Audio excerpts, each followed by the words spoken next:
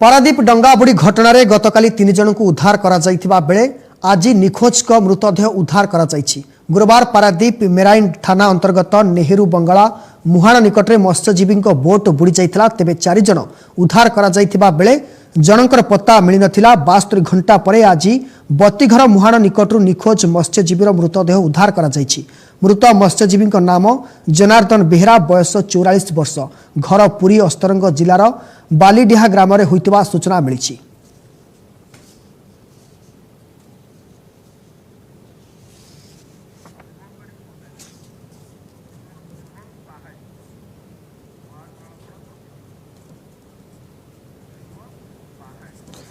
एने अधिक सूचना देवाई आम महाकालपड़ा प्रतिनिधि श्रीमंत पहाड़ी फोनलाइन रे जोड़ी होती। श्रीमंत जो भली भाव में गतकाली जो डंगाबुड़ी घटना रे 3 जन को उद्धार करा जायथिला एवं जने जो निखोज थिले तो आज तांकर मृतदेह मिली। एने अधिक सूचना कौन अच्छी देखंतु गतकाली रो घटना पारादीप बंदर जो नेहरू बंगला मुहाण निकटरे मत्स्यजीवी माने फिशिंग सारी फेरुथबा बेले सेठी लहड़ी रे बोटटी बासुळई नामक बोटटी बुड़ी जाइथिला।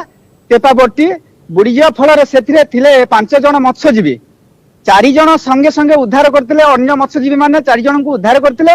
आउ जड़े निखोज थे।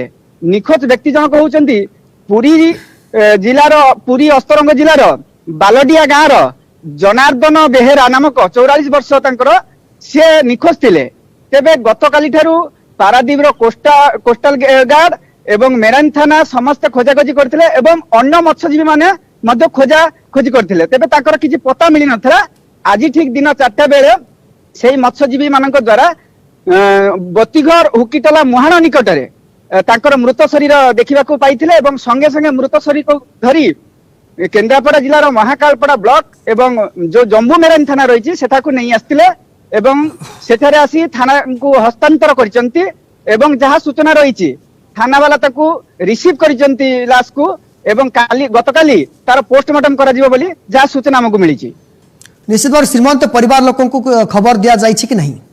निश्चित भाव तांको परिवार लोक खबर पाइथिले एवं सेठारू जो पूरी बालडिया गाँव रु लोक माने आसिके पहुंची जम्बू मेराइन थाना रे एवं से पहुंचिया परे एक लिखित अभियोग मत करचंती जम्बू मेराइन थाना रे जे काली रो घटना विषय।